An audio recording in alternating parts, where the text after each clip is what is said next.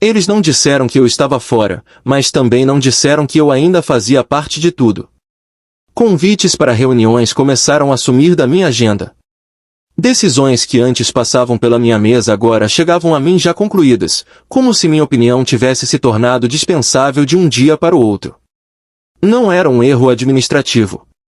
Não era distração. Era intencional. Meu nome é Ricardo. Tenho 54 anos. Trabalho na Orestal Logística há 19 anos. No início, tentei acreditar que fosse apenas um período atípico, talvez resultado de mudanças de prioridades internas. Mas a frequência dos sinais aumentou. Uma apresentação importante sobre revisão de contratos foi feita sem que eu fosse informado. Descobri por acaso, ao ver um colega saindo da sala com os slides ainda na mão. No café, comentei com o Paulo, um analista mais novo. Você estava na reunião sobre fornecedores ontem? Ele pareceu desconfortável. Sim, foi mais rápida do que eu esperava. Achei que você também estaria. Não fui convidado. Respondi, sem alterar o tom. Ele franziu o senho, mas não disse mais nada. Essa foi a primeira de várias conversas estranhas que se repetiriam nas semanas seguintes. Pessoas que antes compartilhavam informações de forma espontânea passaram a medir as palavras. Como se estivessem respondendo a uma orientação que eu não havia recebido. A diretoria anunciou, em um comunicado seco por e-mail, que haveria uma reestruturação estratégica. Nenhum detalhe sobre prazos, cargos ou objetivos. Apenas a promessa de otimizar processos e alinhar talentos. Frases que soam bonitas mas quase nunca significam algo positivo para quem já está na casa há décadas. No almoço, tentei puxar assunto com a Helena, coordenadora de compras. Alguma ideia sobre o que vai mudar nessa reestruturação? Não sei de nada oficial. Ela respondeu, olhando rapidamente para o celular. Acho que é melhor esperar o anúncio formal.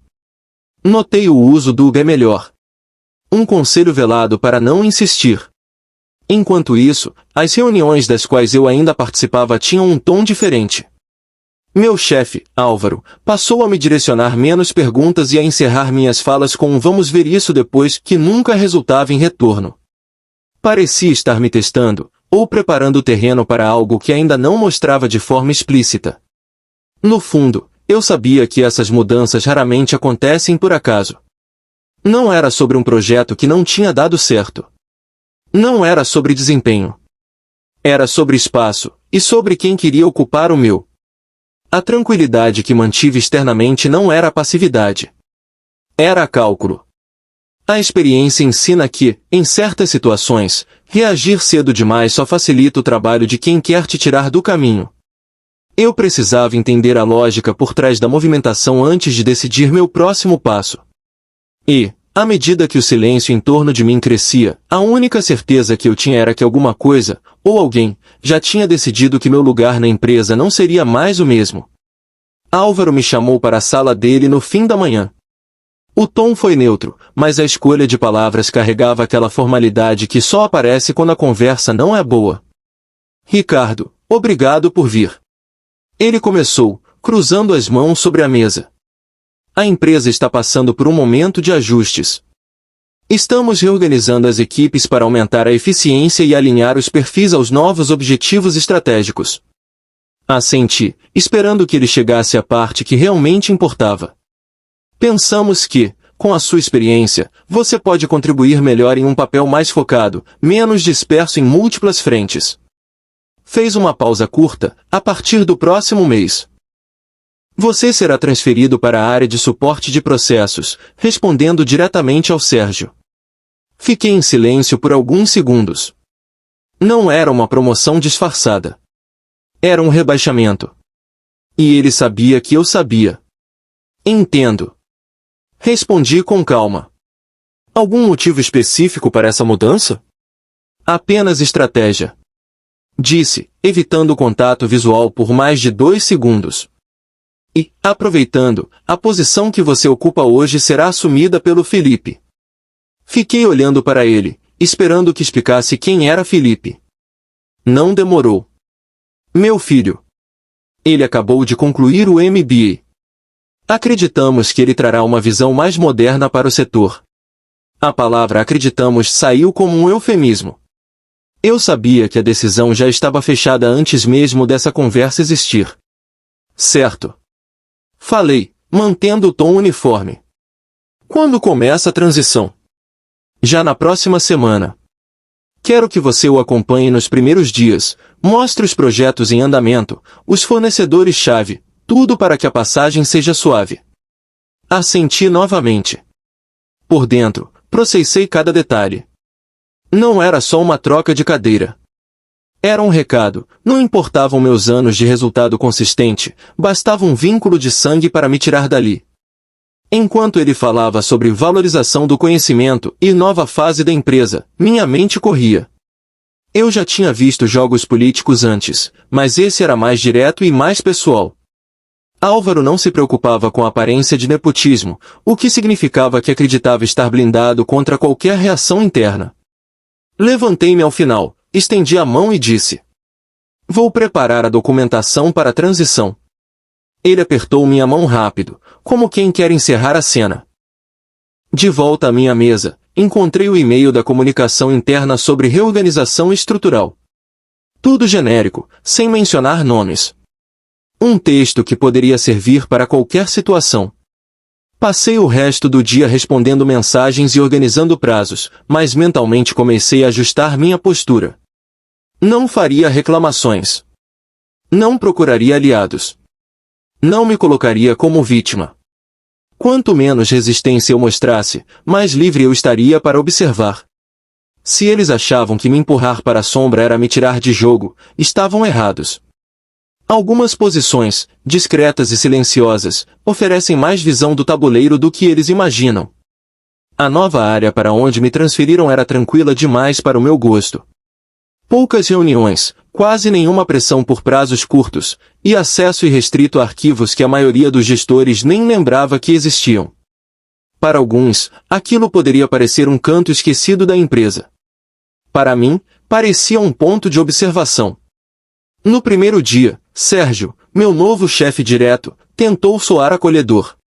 "Aqui é bem mais calmo do que na sua antiga função, Ricardo. Vai ver que vai gostar." "Vamos ver, sim." Respondi, mantendo a neutralidade. Ele me passou uma lista de tarefas, revisar alguns fluxos antigos, verificar conformidade de contratos arquivados e apoiar quando houvesse dúvidas sobre normas internas. Tudo sem urgência. Com o tempo, percebi que aquela tranquilidade tinha um preço para a empresa, processos ultrapassados, registros mal organizados e contratos guardados de forma que ninguém se dava ao trabalho de reler. Não era por malícia, mas por descuido. O tipo de descuido que, em mãos certas, pode se tornar informação valiosa. Num fim de tarde, enquanto organizava pastas físicas no armário de aço, vi documentos de quase 15 anos atrás. Eram ordens de serviço e relatórios de fornecedores que eu nunca tinha visto antes. Nada demais, à primeira vista. Mas um detalhe me chamou a atenção: alguns nomes de empresas se repetiam, sempre em contratos de valores médios, sempre ligados a setores diferentes e com descrições vagas. Pensei comigo, curioso. Continuei mexendo e encontrei e-mails impressos, coisa incomum hoje em dia, entre diretores e gestores da época. Alguns eram apenas trocas formais, mas outros mostravam conversas sobre ajustes de valores e justificativas pouco convincentes para contratações. No dia seguinte, comentei de forma despretensiosa com o Paulo, aquele analista mais novo que eu já conhecia. Engraçado, encontrei contratos antigos de fornecedores que parecem ter passado por quase todos os departamentos. Ele riu, como se não tivesse importância. "Ah, deve ser coincidência. Aqui sempre teve essa mania de usar os mesmos contatos." "É, pode ser." Respondi, guardando a reação dele na memória. Não falei mais nada. Não queria que ninguém percebesse que eu estava prestando atenção demais. À medida que as semanas passavam, fui montando mentalmente um mapa. Quanto mais eu lia, mais entendia como a empresa funcionava por baixo da superfície. E o mais irônico é que aquele rebaixamento me deu tempo para fazer isso sem interrupções. Meu antigo cargo exigia foco no presente e no futuro imediato. Agora, eu podia revisitar o passado da empresa com calma. E o passado, quando bem examinado, costuma contar histórias que muita gente prefere deixar esquecidas. Continuei cumprindo minhas tarefas oficialmente designadas, entregando tudo dentro do prazo e com qualidade. Sérgio parecia satisfeito, e Álvaro, lá do alto, provavelmente já nem pensava em mim. Era exatamente assim que eu queria que fosse. Quanto menos esperassem de mim, mais livre eu estaria para descobrir até onde ia aquela teia de contratos e nomes repetidos. E eu tinha a sensação de que ela ia muito mais longe do que qualquer um ali imaginava. Passei a incluir as visitas ao arquivo como parte natural da minha rotina. Ninguém questionava, afinal, revisar processos antigos estava na minha descrição de funções. A diferença é que eu não estava apenas revisando. Eu estava procurando padrões. Com o tempo, a repetição daqueles nomes de fornecedores deixou de parecer coincidência. Empresas diferentes no papel, mas com endereços semelhantes, sócios ligados por laços familiares e até telefones idênticos em alguns registros. E não se tratava de contratos pequenos o suficiente para passar despercebidos. Eram valores consistentes, divididos de forma calculada, como se houvesse a intenção de não chamar atenção. Uma tarde, encontrei uma pasta rotulada como Projetos Especiais, 2011. Dentro, havia memorandos assinados por gestores da época, aprovando contratações emergenciais sem licitação interna, todas para uma dessas empresas recorrentes. As justificativas eram vagas: necessidade operacional, prazo crítico ou fornecedor único disponível. Todas as assinaturas vinham acompanhadas de um nome que hoje ocupava um cargo ainda mais alto na hierarquia: Álvaro. Fechei a pasta e fiquei alguns segundos parado, assimilando. Isso não era apenas descuido administrativo. Havia intenção. À noite, em casa, reli minhas anotações. Eu já tinha datas, valores, empresas e conexões claras entre elas. O que faltava era entender a extensão. Será que outros diretores sabiam? Ou era algo restrito a um pequeno grupo? No dia seguinte, agi como se nada tivesse acontecido. No corredor, encontrei Helena, coordenadora de compras, e puxei conversa. Estava olhando uns contratos antigos. Lembra se a gente já trabalhou com a Metravix? Ela franziu a testa. Nome familiar, mas faz tempo. Por quê? Nada demais. Só vi que eles apareceram em vários setores. Achei curioso. Ela deu de ombros. Aqui isso acontece. Quando um fornecedor entra, acaba ficando anos. Helena não parecia suspeitar de nada, mas o modo como respondeu, rápido, sem abrir espaço para aprofundar, me fez pensar que ou ela realmente não sabia, ou sabia o suficiente para não querer falar. Continuei a escavar. Os registros digitais complementavam os físicos, e algumas notas fiscais mostravam descrições tão genéricas que poderiam se encaixar em qualquer serviço: consultoria técnica, apoio operacional, suporte estratégico. Palavras que, sem detalhes, não significavam nada, e ao mesmo tempo podiam significar muito. Comecei a cruzar datas e percebi que muitos desses contratos coincidiam com períodos de grandes projetos ou expansões, momentos em que o fluxo de caixa era mais intenso e a vigilância, paradoxalmente, mais relaxada. Naquele ponto, eu já sabia que estava diante de algo grande. Mas também sabia que agir cedo demais seria um erro. Precisava de um quadro completo, uma narrativa que fosse impossível de desmontar. E para isso, eu precisaria de mais tempo, mais peças e, principalmente, manter minha presença quase invisível. O rebaixamento que Álvaro acreditava ter imposto como humilhação estava, na verdade, me dando o melhor disfarce que eu poderia pedir. E eu pretendia usá-lo até o último dia. As peças começaram a se encaixar de forma mais nítida depois de algumas semanas. O que antes era apenas uma sequência de contratos suspeitos agora se revelava como uma rede cuidadosamente montada. Ao cruzar informações de registros internos com dados públicos, confirmei que algumas dessas empresas independentes tinham sócios com vínculos diretos e discretos com pessoas próximas a Álvaro. Uma delas, por exemplo, estava registrada no nome de um ex-colega de faculdade dele. Outra.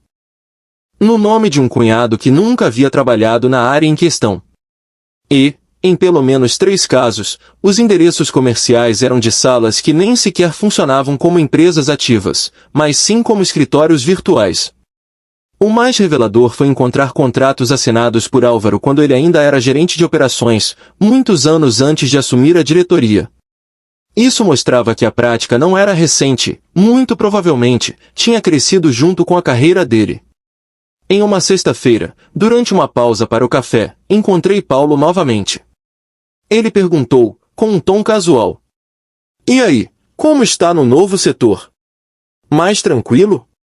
"Bem tranquilo", respondi, sorrindo de leve. "Dá até para revisitar umas coisas antigas que ninguém mais mexe." "Coisa antiga?" "Contratos, principalmente. É interessante como certas empresas aparecem por décadas." Ele deu uma risada curta, mas desviou o olhar. Tem fornecedor que é quase parte do quadro de funcionários." Guardei a reação. Não era acusatória, mas indicava que, pelo menos culturalmente, havia noção de que certos privilégios eram normais. No meu caderno, comecei a organizar a informação de forma meticulosa: empresa, valor, serviço declarado, período, ligação com pessoas internas. Não deixava nada em arquivos digitais da empresa, tudo ficava em anotações físicas e planilhas no meu computador pessoal, protegidas por senha. Numa dessas revisões, percebi algo que elevou a gravidade da situação: alguns contratos mais recentes, já sob comando direto de Álvaro como diretor, tinham cláusulas que, se questionadas legalmente, poderiam configurar fraude contratual. E essas cláusulas estavam assinadas não apenas por ele, mas também por membros do conselho que, ao que tudo indicava, não tinham conhecimento detalhado do conteúdo. Essa descoberta mudou meu foco. Não era mais apenas sobre um diretor usando a posição para favorecer contatos. Era sobre um risco real para a própria empresa, que poderia enfrentar investigações externas e danos sérios à reputação. Eu sabia que expor isso de qualquer forma precipitada seria inútil. Se eu apenas levasse a questão ao conselho, Álvaro teria tempo para distorcer os fatos ou minimizar a importância. Eu precisava apresentar algo tão estruturado e inquestionável que fosse impossível de varrer para debaixo do tapete. Então, estabeleci uma regra para mim mesmo: nada de conclusões até que todas as peças estivessem no lugar. Até lá, manteria o papel de funcionário discreto, cumpridor e reconformado com a nova função. Se havia uma coisa que Álvaro não parecia entender, era que subestimar alguém com memória longa e acesso à história da empresa era o tipo de erro que se paga caro. O momento de começar a testar os limites chegou numa manhã aparentemente comum. Recebi um convite para uma reunião de integração conduzida por Lucas, o filho de Álvaro, para apresentar um novo modelo de eficiência operacional que, segundo ele, iria modernizar processos internos. O convite incluía alguns nomes estratégicos, mas curiosamente, não havia ninguém do conselho. Sentei no fundo da sala, ouvindo enquanto Lucas explicava conceitos genéricos retirados, quase palavra por palavra, de manuais corporativos disponíveis online. Os presentes assentiam de forma polida. Ao final, ele abriu para perguntas. Esperei que ninguém se manifestasse e levantei a mão. "Lucas, esse modelo que você está propondo substitui diretamente alguns contratos externos, correto?" Ele hesitou por um segundo. "Em parte, sim. A ideia é reduzir custos com fornecedores. Então imagino que já tenha revisado a lista completa de contratos ativos para identificar sobreposição. Pode nos mostrar quais seriam afetados primeiro?" O silêncio foi breve, mas perceptível. Lucas olhou para o assistente dele, depois de volta para mim. "Ainda estamos consolidando essa parte. Não tenho os nomes agora." "Entendo", respondi, mantendo a voz neutra. "É que, pela minha experiência, contratos antigos costumam ter cláusulas que complicam encerramentos. Seria prudente mapear isso antes de apresentar um modelo definitivo." A sala permaneceu calma, mas notei alguns olhares curiosos entre os gerentes. Não era um ataque direto, mas o suficiente para plantar dúvidas sobre a preparação de Lucas, indiretamente, sobre a supervisão de Álvaro.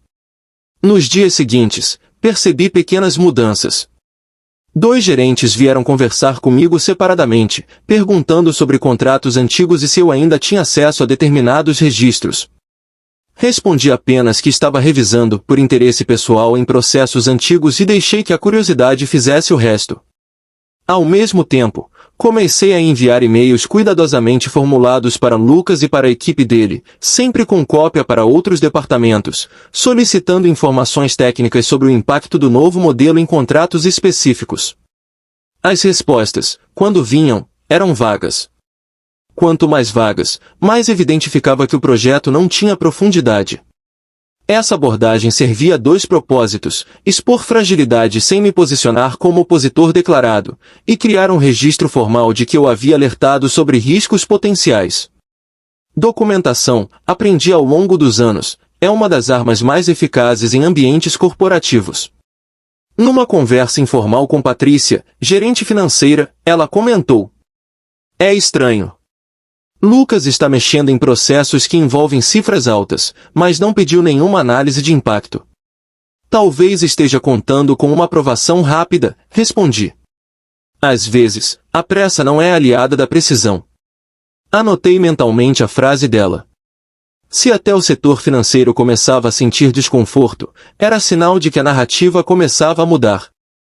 Álvaro podia controlar decisões formais, mas não conseguia blindar a percepção das pessoas. E, no fim, era exatamente isso que eu queria, que a confiança nele se desgastasse por dentro, de forma lenta, até o momento certo de revelar o que eu tinha guardado. A primeira fissura real apareceu numa reunião do Comitê de Compliance. Eu não fazia mais parte formalmente daquele grupo desde a reestruturação, mas fui incluído por engano em uma convocação.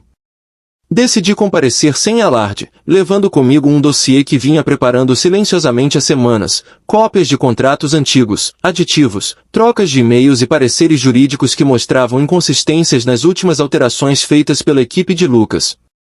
Sentei-me no canto, observando enquanto o diretor de compliance conduzia a pauta. Quase ao final, ele mencionou rapidamente uma dúvida sobre o encerramento antecipado de um contrato de manutenção, alegando que o processo havia sido incompleto e sem parecer jurídico. O nome do contrato me chamou a atenção, estava na lista que Lucas queria substituir no tal modelo de eficiência. Pedi a palavra. "Posso fazer um comentário técnico sobre esse contrato?" Perguntei, mantendo o tom neutro. Recebi um aceno afirmativo. "Tenho aqui registros que indicam que a cláusula 7.4 exige aviso prévio de 180 dias e pagamento integral do saldo previsto para rescisões antecipadas. Pelo que vejo, o encerramento ocorreu em 90 dias e sem pagamento." A sala ficou em silêncio por alguns segundos. Álvaro, sentado à mesa, desviou o olhar. Lucas não estava presente, mas um dos gerentes dele estava, e parecia inquieto. O diretor de compliance pediu para ver os documentos. Entreguei as cópias e acrescentei: "Essa informação sempre esteve disponível nos arquivos. Talvez tenha sido um descuido, mas é algo que precisa ser corrigido antes que o fornecedor acione judicialmente." O tom foi intencionalmente isento. Eu não acusava, apenas alertava. Mas a mensagem era clara: havia falhas graves, e eu sabia exatamente onde encontrá-las. Após a reunião, Patrícia me chamou no corredor. "Você tinha isso guardado?" "Não. Apenas sabia onde procurar", respondi. Velhos hábitos. Naquela tarde, percebi a movimentação, e-mails internos solicitando revisões contratuais, reuniões extraordinárias e até consultas ao jurídico externo. Lucas, ao que soube por terceiros, foi chamado para prestar esclarecimentos sobre a condução do projeto. Não me movi um centímetro além do necessário. Continuei no meu papel discreto, mas mantive o fluxo de informações. Sempre que encontrava algo relevante nos arquivos, enviava de forma objetiva, com cópia para pessoas-chave, sem jamais sugerir culpa. Apenas fatos. Dias depois, recebi uma ligação inesperada do diretor de compliance. "Precisamos conversar sobre outros contratos. Acho que você pode nos ajudar." Aceitei, claro. Mas internamente, entendi que o tabuleiro estava mudando. Não era mais eu tentando provar algo, agora, eram eles me procurando para entender o que mais poderia estar errado. E era exatamente nesse ponto que eu queria chegar, quando a própria estrutura começasse a perceber que a reestruturação havia trazido mais riscos do que soluções. Quando isso acontecesse, eu não precisaria levantar a voz, as pessoas fariam o trabalho por mim. O convite para a reunião extraordinária da diretoria chegou numa sexta-feira à tarde, com a observação de que minha presença era necessária para esclarecimentos técnicos. Não era comum me chamarem para algo tão restrito desde a minha transferência, e o fato de estar endereçado diretamente pelo presidente da empresa indicava que o clima havia mudado. Ao entrar na sala, percebi que havia apenas 6 pessoas, o presidente, 2 diretores, Álvaro, o chefe de compliance e um advogado externo que eu nunca tinha visto. Não houve apresentações. O presidente foi direto. Precisamos entender melhor as implicações do material que você encaminhou nos últimos meses. Mantive a postura. São registros públicos internos, acessíveis a qualquer gestor. Apenas compilei o que estava disperso. O advogado perguntou sobre a cadeia de decisões que levou às rescisões e alterações contratuais. Álvaro tentou intervir, mas o presidente o interrompeu. Vamos ouvir o senhor diretamente. Olhou para mim. Sua avaliação, por favor. Falei sem pressa, explicando cada documento, a origem dos dados e o que a legislação previa. Evitei qualquer comentário sobre intenções ou responsabilidades. Apenas fatos, prazos, valores e cláusulas. No fim, o silêncio foi pesado. O advogado fechou a pasta e disse: recomendo auditoria independente imediata. Há risco financeiro e reputacional relevante. Foi nesse momento que percebi que a balança havia inclinado. Não por causa de um movimento abrupto, mas pelo acúmulo constante de pequenas peças posicionadas no lugar certo. Ao sair, Álvaro me alcançou no corredor.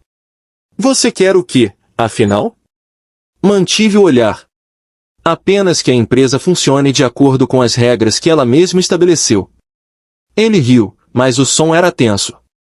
Você acha que vai sair ileso? Não estou fazendo nada que precise justificar. Dei de ombros e segui andando. Nos dias seguintes, a rotina mudou de forma quase imperceptível. Convites para reuniões voltaram a aparecer no meu calendário, sempre com pautas onde minha experiência era necessária. Alguns gestores começaram a me procurar diretamente, ignorando a nova estrutura. Lucas, curiosamente, estava cada vez menos visível. Uma tarde, Patrícia passou pela minha mesa e comentou em tom baixo: o presidente pediu relatórios diretos seus. Sem passar pelo Álvaro. Não houve anúncios públicos nem comunicações formais, mas as conversas de corredor diziam que a auditoria já estava em andamento e que certos contratos haviam sido suspensos. Eu sabia que, em breve, decisões maiores seriam tomadas. Não precisava acelerar nada. O processo estava em movimento, e minha função agora era simples: manter a calma, continuar entregando fatos, e deixar que a própria lógica da estrutura levasse cada um ao lugar que merecia. Era uma vitória silenciosa, do tipo que não sai em e-mails corporativos, mas que todos percebem. E eu ainda não havia terminado.